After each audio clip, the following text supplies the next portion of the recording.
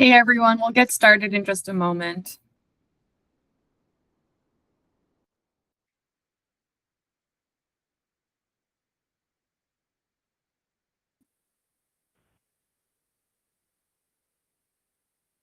Hello, everyone. Good morning.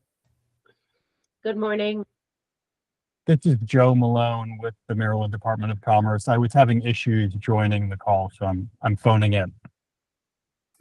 Oh, strange, Joe. Thank you for calling in.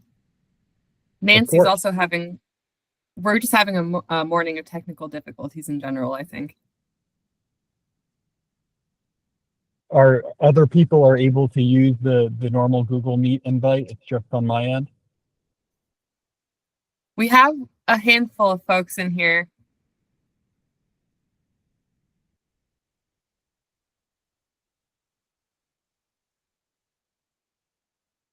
It wouldn't let you join?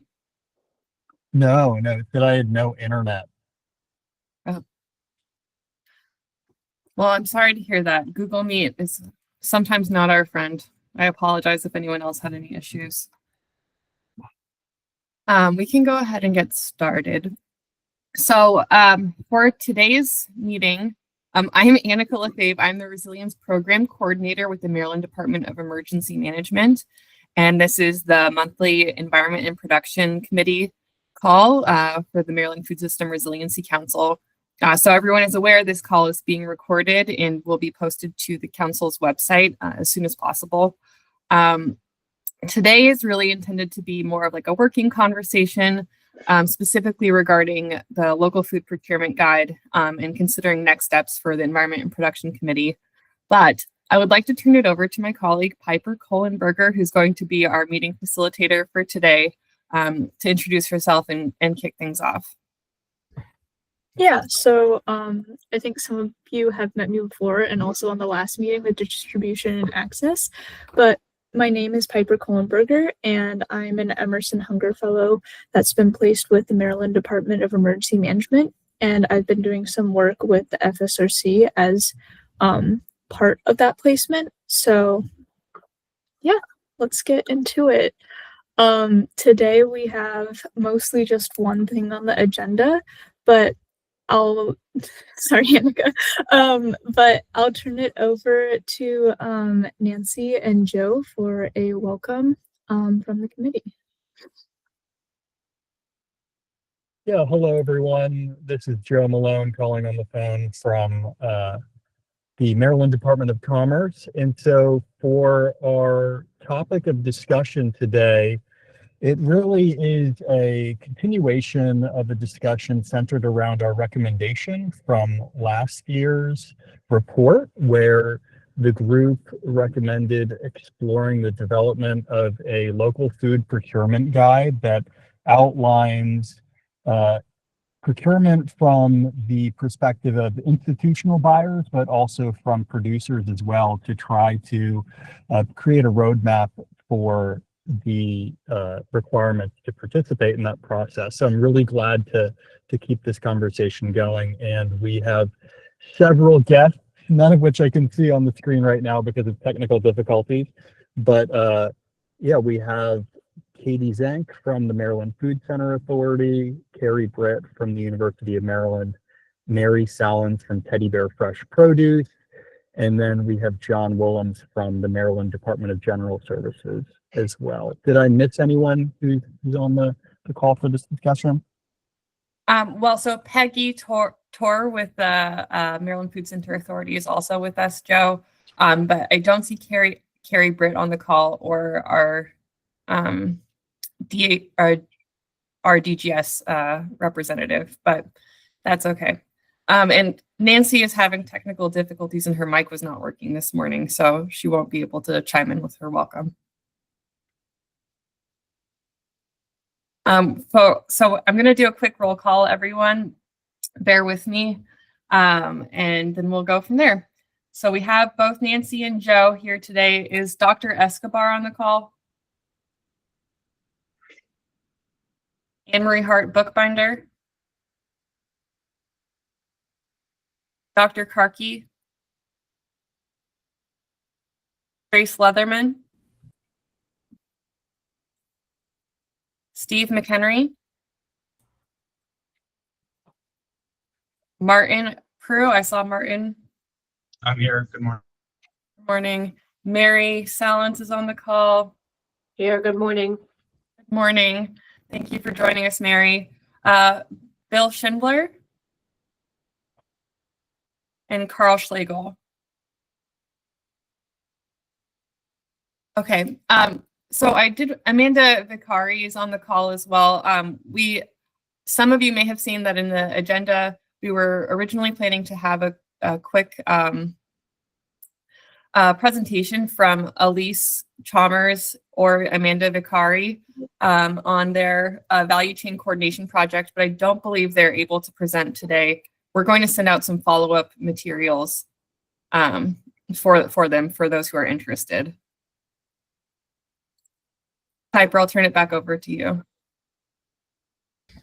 Thank you. So for announcements, we just have the committee meetings coming up. So next communication and coordination committee meeting is in the next year. So January 14th, we have both the local food council collaborative and food system legislation meetings on that same day. For distribution and access, we have January 15th. And for the next environment and production committee, we have January 15th. And then for the next full FSRC meeting, we have February 5th. So this is the main topic of discussion for today. Is just seeing what the council would like in terms of next steps for the local food procurement guide. And we're just going to open up that discussion for all of you and hopefully hear some input from our guests.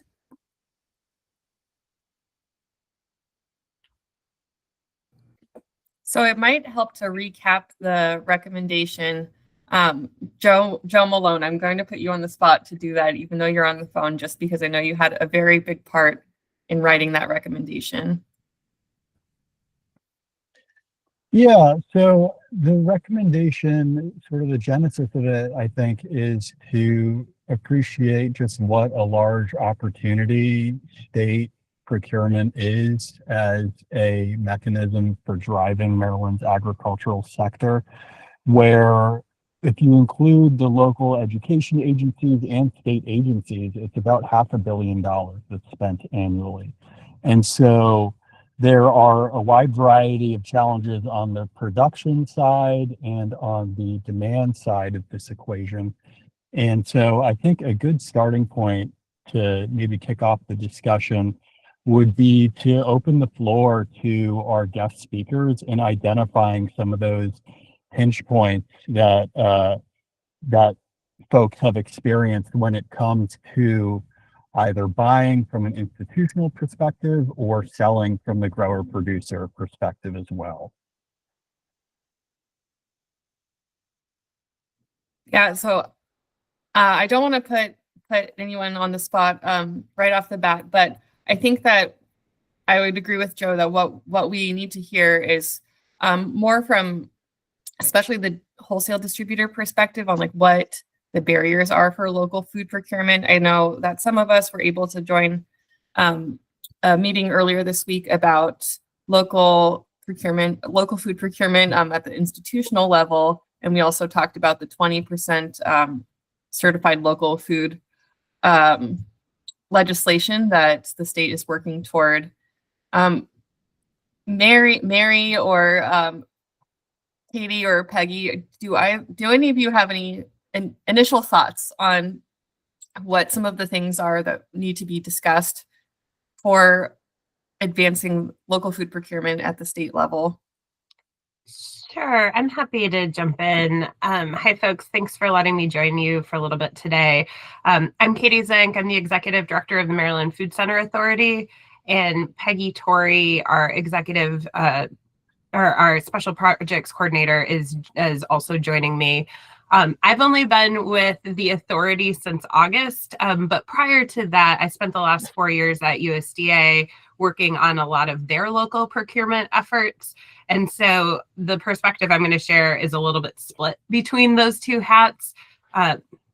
And so I just want to note maybe broadly a couple of things that I've seen come up a lot. So everybody knows price is an issue, right? That in most of what we do as government procurement is based on the lowest responsive bid, the lowest bid that meets the specifications.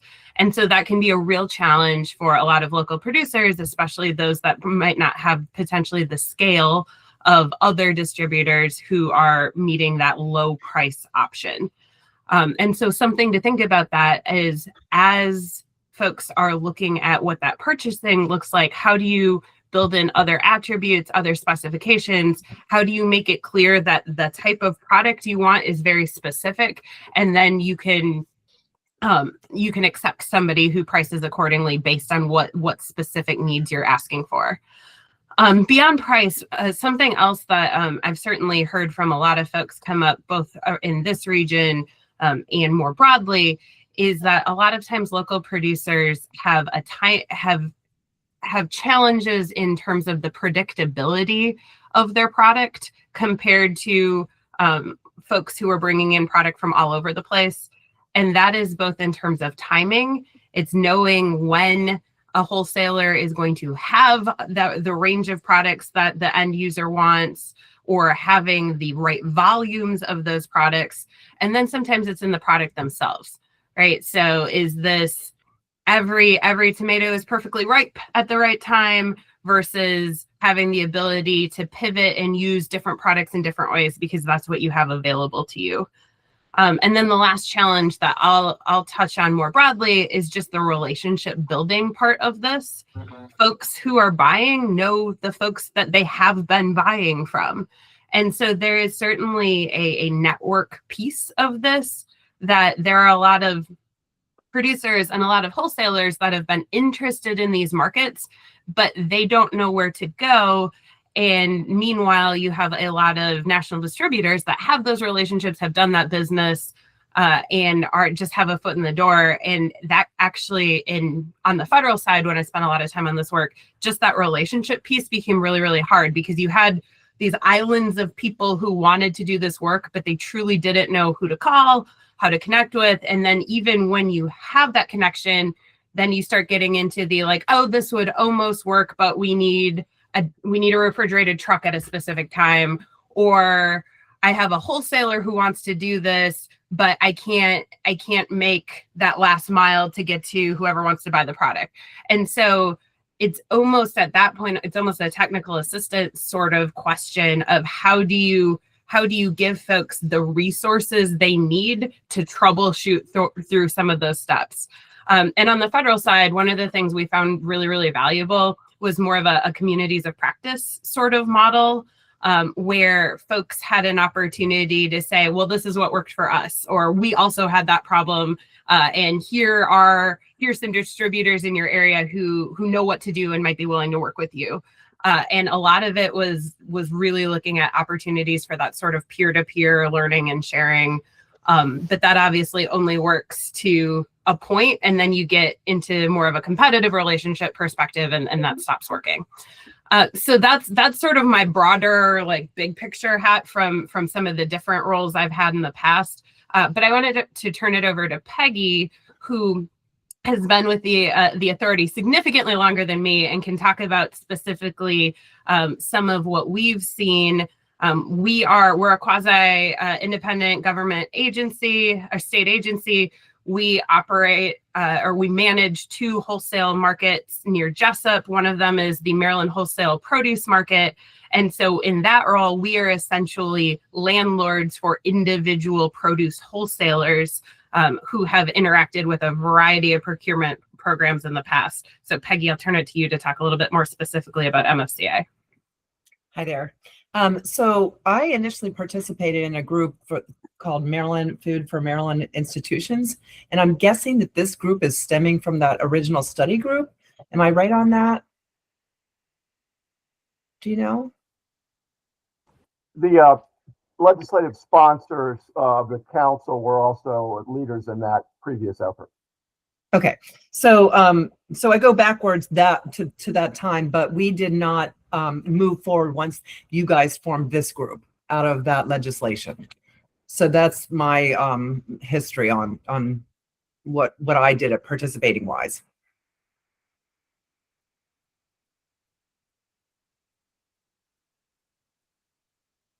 So I'm seeing that we have a couple folks from DGS on the call now. Specifically, Nashona has been a very helpful resource for the council with this specific recommendation. So Nashona, I know you just joined. Just to catch you up, we're talking about the local food procurement recommendation that the council published in their last report. And trying to figure out like what next steps the committee can take to help push that along. So we have the Maryland Food Center Authority here with us who can kind of share their perspective from the wholesalers side, as well as Mary Salins from Teddy Bear Fresh Produce. She's the owner.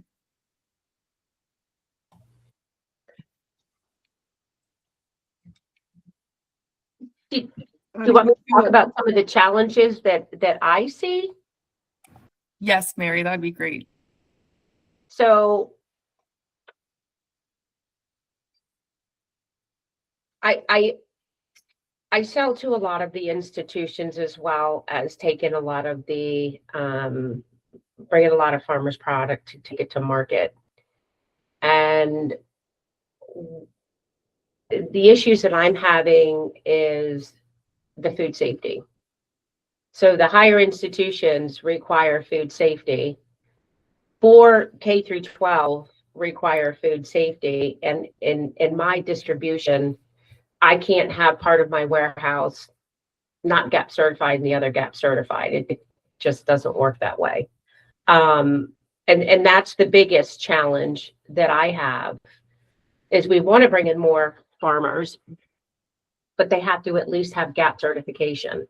And I'm actually in the process of trying to get a grant that's going to have a program for 3 years to where I can get 24 farmers GAP certified.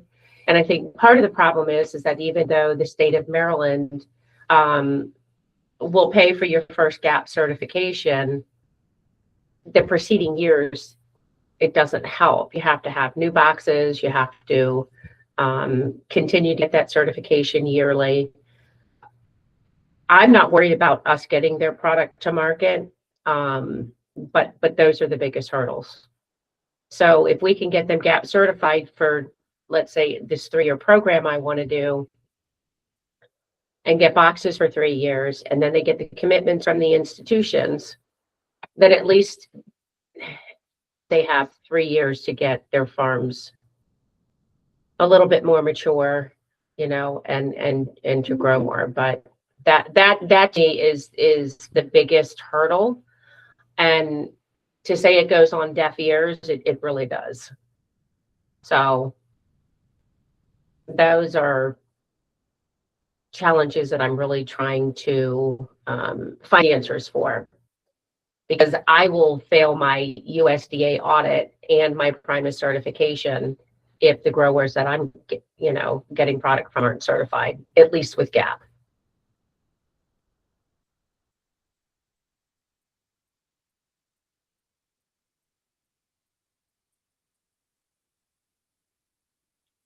Hello?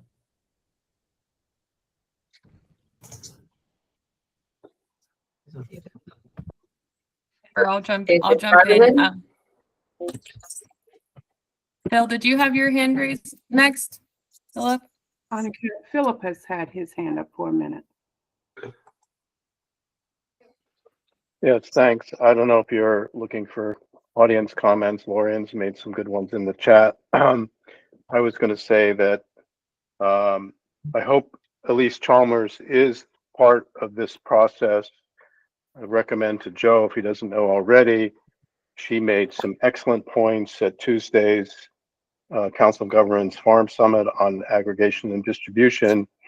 And in particular, I found it very helpful distinguishing two channels that are kind of operating in parallel, with the big producers on top who have you know, the markets and the opportunities, but need predictability, and the lower scale, more local, regional, and I might disaggregate your wholesale distributors into those two channels, because I think their kind of barriers are slightly different. And we already have a fair number of the smaller aggregators working that I think need to be included in the procurement process. But she's saying her recommendation was that we try to help that lower tier integrate with and use the leverage of the larger tier. So that may influence what kind of recommendations go into a procurement guide. So that's my suggestion.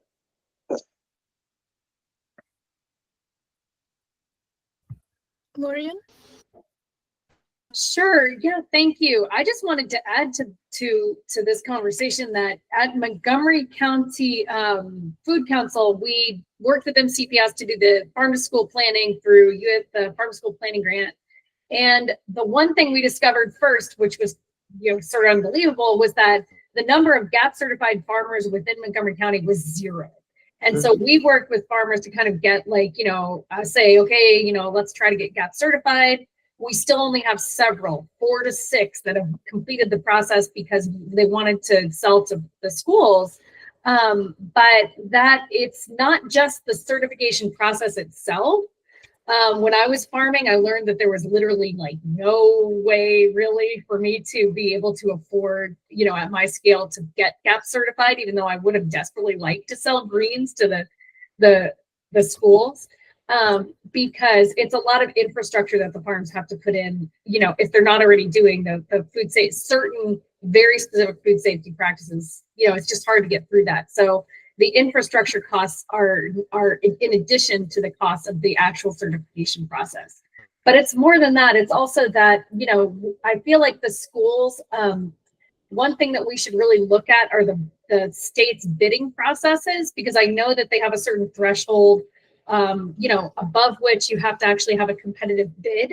But I know we got a lot of feedback from the farmers that the bidding process is actually too long. It will take too much time, not just administratively. We're talking about like just the time it would take from, making the bid to accepting the bid, and their product is already, they needed to move their product faster.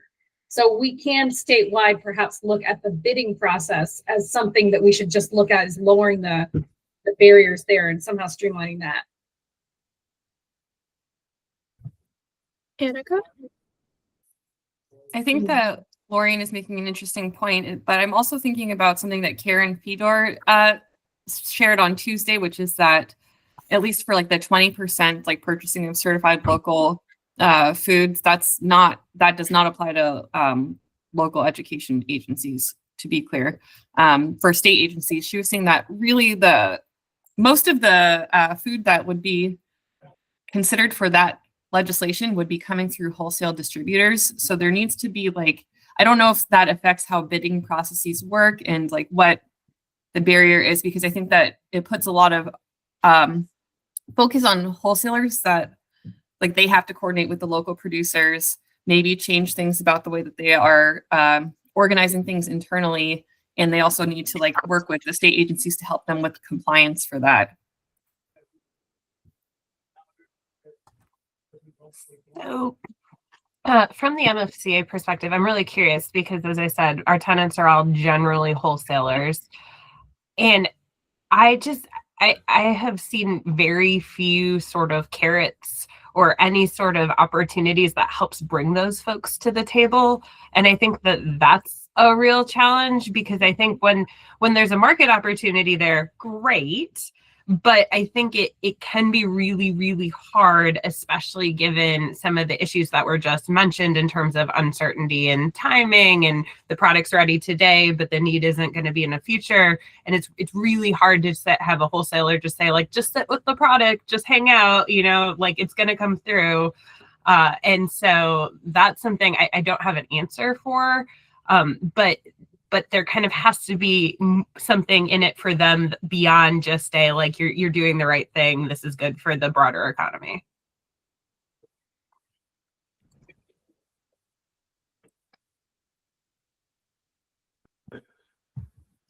Lorian?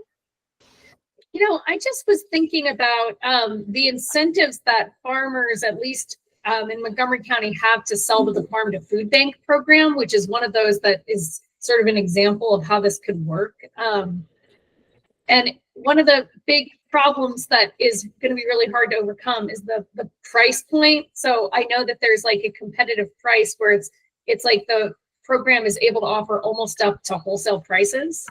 And if a farmer sells to a distributor, they'll get a certain amount of, a certain price, but they're getting almost that much selling to the Farm to Food Bank program. So, I know that's not an easy one to solve, but I think that's one that would be a big one for producers. So. Ms. Sharona? Hi, this is John Willems with DGS. And sorry we're late on the call. We were somewhere else, but we're here now, and so wondering to what extent you all have been talking about the veto override of House Bill 56, Senate Bill 177, and the mandate for DGS to work with MDA and MSDE to set up the new, the enhanced and more collaborative platform for purchasing of locally grown food for school systems. Annika, this is Steve. I don't think we've had a recent discussion about this. So this law now takes effect in 30 days, or 30 days from 2 days ago. And so that's, again, it's a bill that we worked very closely with MSDE on, to kind of get it to where we thought it should be in terms of, operability. And it was nonetheless vetoed, but it was overwhelmingly overridden. And so will become law, in 30 days. And so a significant increased level of activity of collaboration between MSDE, MDA, and DGS is in the offing very, very soon. John, was that Delegate Charkoudian's bill that was? Yes. Yes. Oh, okay. And Senator Hester, yeah. And Yep. Senator Hester. Yeah, I don't think I realized that it was still going to be implemented. John, So what does that because- mean for DGS? Can you repeat yeah, that can you again? share something? Just a little bit more as to what you're doing. In terms of the bill, Yeah, do you have like an update for the group other than the veto override? actually, in terms of, in working with, Karen and our OSP team, enhancing our guidance, providing state agencies with contract language, there is a lot of work ongoing within DGS to clarify and better inform agencies of the goals and the procedures. And so that is work that we committed to do, almost 2 calendar years ago, to be quite frank. And that is, I think now, coming to fruition. And I know, Karen Fedor has been, very much, involved with our DGS OSP, Office of State Procurement team, in enhancing communication, guidance, standard operating procedures, including template contract language, to move this work forward. Very good. Perhaps we can have a briefing from the respective agencies at a future meeting of this committee.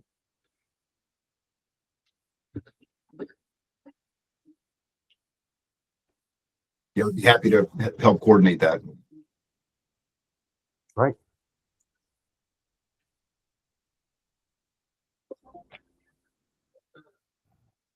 So what does that legislation mean with regard to the need for a local food procurement guide? Is there still a purpose for that resource to be created?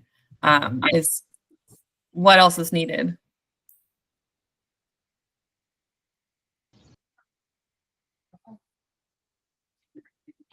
Annika, I'd clarify again the difference between the local school systems versus state institutions.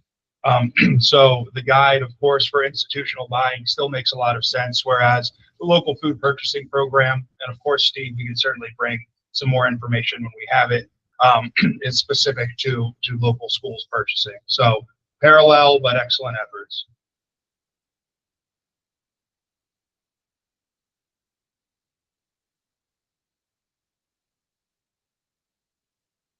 Yes, and the bill does require also action by the Board of Public Works to adopt regulations to further implement the changes from 5 to 10% price preference for providers of food, for local school systems, and to change to authorize schools and facilities to conduct an individual procurement that's limited to responses from the certified local farms. And so the Board of Public Works is going to be involved with DGS, MDA in crafting regulations that could certainly go beyond kind of the strictures of what I just read. That's what the law requires the regs to do. But that's another element or dynamic here with implementing this new legislation that I don't think has been part of the process before.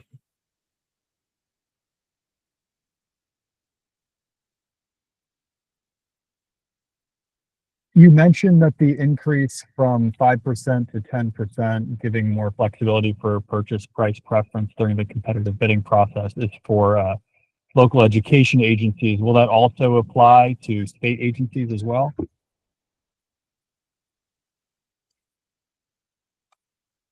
It appears to only apply to bids on for the school food contracts. Okay, thank you. So John, I think you said a little bit on this, but just to clarify also for my own understanding, would this new bill produce any sort of specific, I guess, barriers in terms of the creation of this procurement guide? I'm just like asking for a little clarification because I have very little background on the topic. I can't envision implementing this new law creating any new impediments or barriers. I think wanting to be sure that components of this new law are included, reflected in any comprehensive, guidance document, so that it's not missed or overlooked as a new component of the state's kind of statewide program platform set of initiatives. But no. Annika?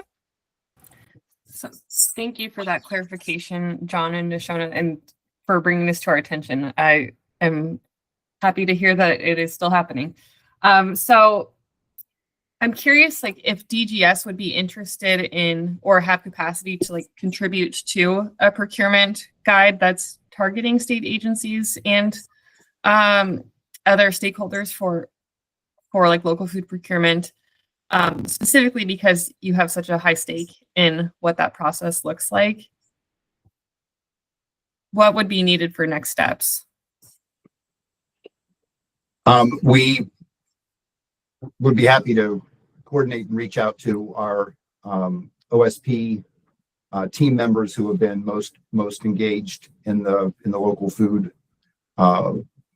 initiative, and I can only imagine they would be more than willing and see the value of contributing to the guidance.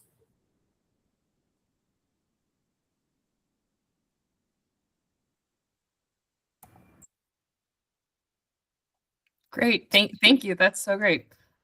Just Lorian? a matter of logistics. I'm sorry, I just wanted to ask, Yeah. would it be would the planning be a part of these meetings, or I mean the guide, planning for the guide and contributing to that? Would it be part of these meetings, or would you schedule separate meetings for that? I would defer to Joe, but I would envision separate meetings. Okay. Yeah, I think that sounds like a good idea, with maybe touch points with the broader group at certain milestones to incorporate feedback from others as well. Makes sense. Yep. Great. Lorianne, I see your hand is up. Just a quick question I wanted to just clarify from DGS, if you don't mind. Does the new bill language change anything about the bidding process? Does it, right?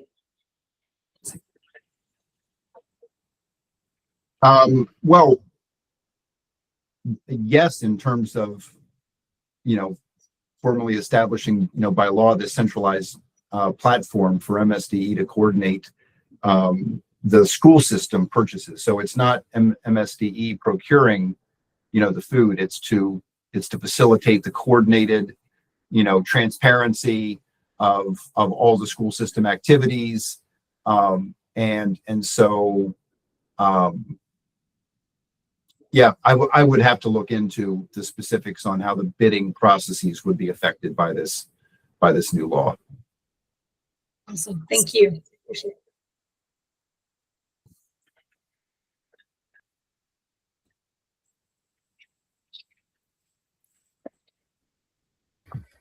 So, given sort of what we've heard from our various guests, what does the council think in terms of what they'd like to see going forward with the food procurement guide? Are there any perspectives that you all think that you would like to hear more from? Any questions that you have? What do you see as the next steps?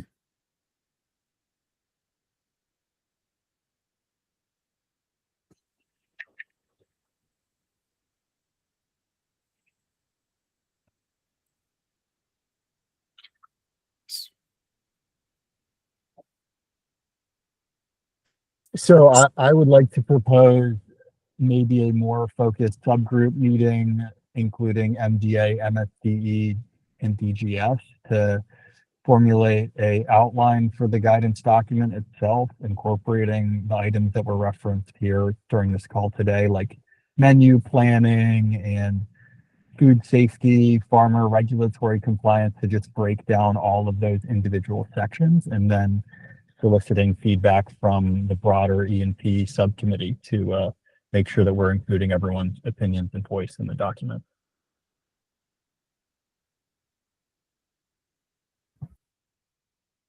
Awesome. And in the chat, I see Amanda says that she'd like to see more specific sections on bid language, and she has some concerns in local preference as language that doesn't necessarily result in what it's looking for. Amanda, would you like to say more on that, or does anyone else have thoughts on that particular issue?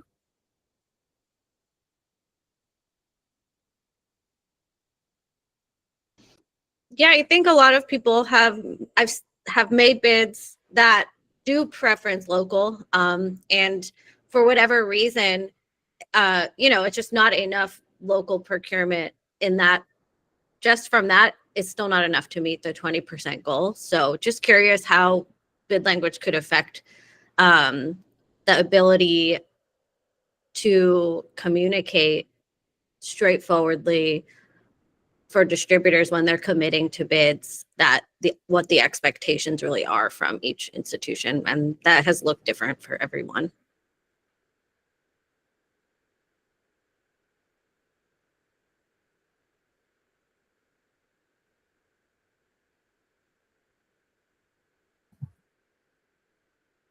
Annika? So I know that Dr. Lansing at least was on the call. I'm not sure if she still is, but it's occurring to me that we probably need to talk about the University of Maryland procurement and make sure that we are inclusive of the different state agencies that are the primary food buyers in the state. So that would be like Veterans Affairs, University of Maryland, and other academic institutions, hospitals. Any thoughts on that? Yeah, I can. This is Stephanie. I can follow up on some of that. Carrie Britt wasn't able to make it, but Carrie Britt is our head of procurement and has been working with Elise Chalmers on trying to figure out how the University of Maryland can meet our 20%. The new report is going to come out from MDA in January of this year for what happened the past year, or the year before that. Sorry, and so. All of the reporting is required to MDA. MDA then has to, Karen Fedor is in charge of that program for waivers for those that are not meeting the 20%. Right now, the first report that was released last year showed that this is hospitals, universities, juvenile facilities, prisons that are state operated. And most of them are not meeting that 1%. Specifically at the University of Maryland, we've been working hard on trying to figure out how to get up to that 20% that we need. Our challenges have been specifically for we have current contracts with Cisco and Sunbelt Coastal, for example. And in those contracts, they are not required to report to us or to state what is local and what is not, and then what is considered local, right? So for the 20% procurement, it is not just the word local. It is they have to be Maryland certified, farm and fish program certified, which means they may need a Maryland nutrient management plan. And so if that's not being reported to Cisco, then that's not also being reported to us. And so what we have been able to do is we do direct procurement of eggs, for example, from a farmer who delivers them to the university. We've been working with Sunbelt Coastal to specifically try to find out if they can, do some of that tracking for us. We've also been working with our fish provider to see if any of the fishermen are local. We did recently just switch our apples to a local procurement, so it's something. But I'll say it's a difficult challenge in the sense that a lot of us are in the middle of contracts, and those contracts don't have the language that certify that the distributors have to let us know. So for Cisco, it may be we count as zero because we don't have the information. So it has been a challenge from the university level. So I think when we think about this procurement guidance, there needs to be kind of levels of audiences. So, someone like a procurement director from Carrie Britt, what are the things that he can do? What are some of the options that he has, not only in the contracting that he does, but the current contracts that he's under? How does he ensure that we do get a more local food procurement, and what are his options? Then we have the farmers who want to, understanding GAP certification, understanding what the levels are, how they can get into local schools and universities. Again, there are direct, so we have all of our eggs from Albright Farms, for example. So that is outside of the Cisco procurement process. And then there's,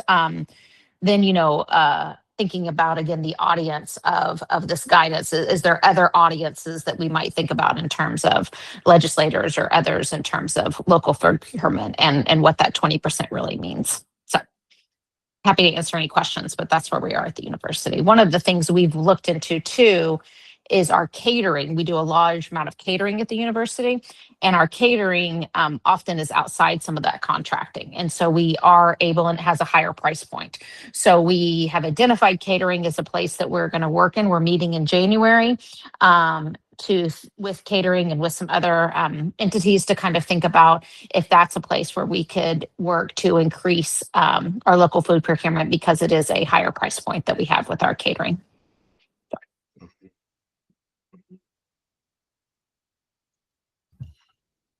Awesome. Thank you for that explanation, Dr. Lansing. And I see, not to put you on the spot, Carrie has just jumped on the call. So do you have anything that you'd like to add in terms of University of Maryland procurement? I'm sorry about that, but I'm always on the spot, so I'm fine. So, yeah, Stephanie hit the nail on the head. What we've done so far and what we're working on. As far as our spend, we, of all of the agencies in the state, we've bought the most from Maryland Certified. So it is hard, like Stephen said, it is hard for us to try to get that spend from certain vendors. We're working on it, but it's a little tough. Produce is easy, like you said. So we just identify who these local farmers are. We work with Coastal Sunbelt, and what will happen is that we automatically say we're going to buy these products, and we're going to place these on our order guide. And then I just tell all of our people on my side, we will be buying these products. So until they run out, and once they run out, we switch over to, the other item that is available. So that one's easy. It's just making sure that we get everyone together. So Bauer Farms is who we're looking at right now for apples. We're also looking at District Farms, District for lettuces. So they do like the mesclun mix and leaf lettuce and all different things like that. So we're going to be looking at them. And then, of course, we buy from our local turf farm. We do that. The biggest challenge is, i.e., if we buy from Cloverland Green Spring for milk, which is based in Baltimore, as we all know. But Cloverland Green Spring has farms not just in Maryland. They have farms in PA. They have farms in Delaware, Maryland. So they buy from all over as far as their milk is concerned. So it's hard for them to pinpoint. Because when I asked them, can you pinpoint what we buy from Maryland? And I think I blew their head off when I said, what percentage we buy is getting, shipped in for Maryland only. And that kind of blew them for a loop. So we're still working on that, but that's a tough one for them to try to figure out what percentage, since they buy milk in farms from everywhere that they own. Fish, we do a lot of the blue catfish, and we're working on that. We've come a lot closer. The vendor we use is ProFish, which is based in DC, but the farmers who they buy from, the fishermen who they buy from, are in Maryland. So it's just a point of making sure we can get those fishermen to be certified, which has been a little bit of a struggle. So that's where we are on that point. What we've done in our recent RFPs was that we've added the language of Maryland certified farms and fisheries, depending on what the category that we have out to bid is. So we have included that. So we are increasing. We've increased our spend, compared to last year, twofold. So I can see that just keep going up compared to everyone else. Great. Thank you for that perspective, Carrie. So I want to make sure that we're sort of like on schedule to end at the right time. But what I've heard sort of as a to-do for the council members, as what you all have said that you might want to see, is sort of a subgroup meeting to talk about like an outline for the procurement guide, and maybe what would exactly be included in that, and sort of just things to think about in terms of how one might construct bids to really reach that 20% goal and get the sorts of local procurement options that you all are looking for. Does anyone have any amendments to that or specific thoughts that they'd like to be considered?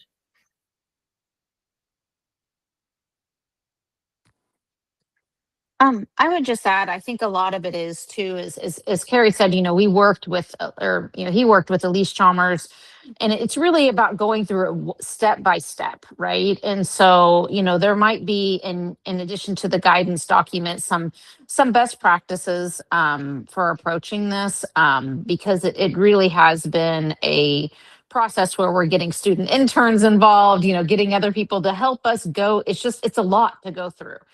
And so thinking of those best practices, especially when you're dealing, because we're talking about this Maryland certified program for the 20% state procurement, but, we're also talking about local schools, right?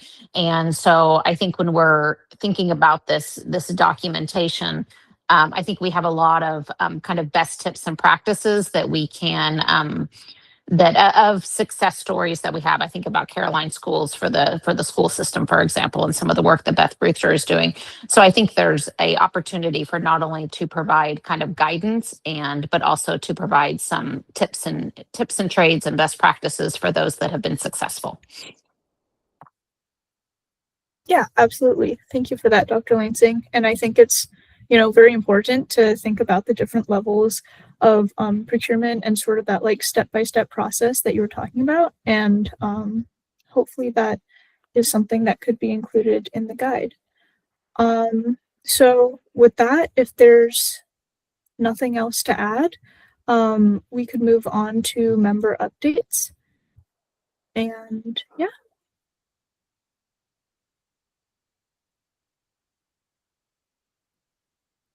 Does anyone have anything they'd like to share? I can go ahead and just say, if for anyone who's in the Montgomery County area on January 13th at Valley Cliff Farm, we're going to have from 12 to 2, we're going to have a lunch and session on Climate Smart Farms, and a number of our Climate Smart Farm awardees will be presenting on their projects, and it'll be a nice time to talk about how to fund Climate Smart Farm projects and that. So it's just sort of an update. Something we've been working on this past year is that. So. Great, thank you for that. Dr. Lansing? Yes, so tonight there is a meeting in Upper Marlboro at the Soil Conservation District in Prince George's County for agricultural planning. So bringing together thought leaders in agriculture, the Department of Planning, farmers, thinking about what we need for agriculture specifically in PG County. So it'll be kind of a brainstorming listening session, and that's from 5 to 7 tonight. Awesome. Thank you, Dr. Lansing. Anyone else?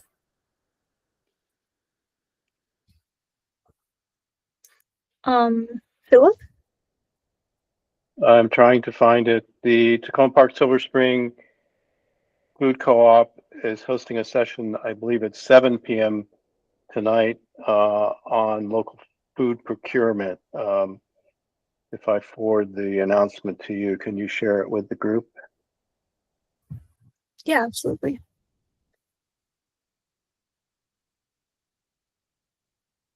Thank you for that update. Oh, I have one more. I have 2 more actually. Oh, sorry, Dr. Lansing. That's okay. Just thinking through. So another one, and I can share this announcement again for the meetings as well. The Maryland Farm Bureau is holding a webinar on January 7th at 7 p.m. Specifically on animal waste technologies, so composting, paralysis, anaerobic digestion, the effects of these technologies on siting, thinking about community engagement. And so that'll be it's a webinar, January 7th at 7.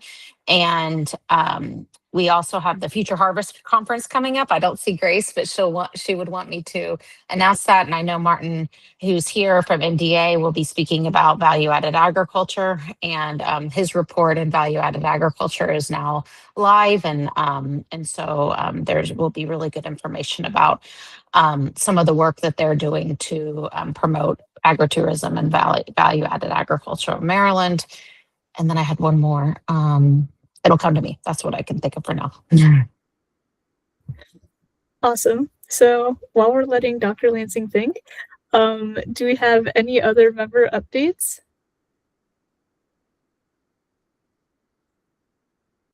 Okay, and I think that's it for now. Then, if I think of anything else, I'll send it to Annika. But yeah, lots going on in this space. So Great, sounds good. Steve. Yeah, just want to let everyone know that a report has just been issued, which we commissioned from Salisbury University's Beacon unit. They've just completed a county-by-county economic impact analysis of the agricultural, forestry, and seafood industries on the state. It will be on Morbidco's website very shortly if it's not there already. It shows that the overall ag, forestry, and seafood have a $30 billion economic impact on the state. And this is a particularly useful report because it is useful at the county level and at the regional level. So the analyses have been conducted that analyze the data in various ways. Ag by itself is is about 25 billion in economic impact. So just FYI, if I can find a link, I'll send it on. And if not, it'll be available on Morbidco's website. Awesome. Thanks for sharing, Steve. Any other last member updates before we wrap up?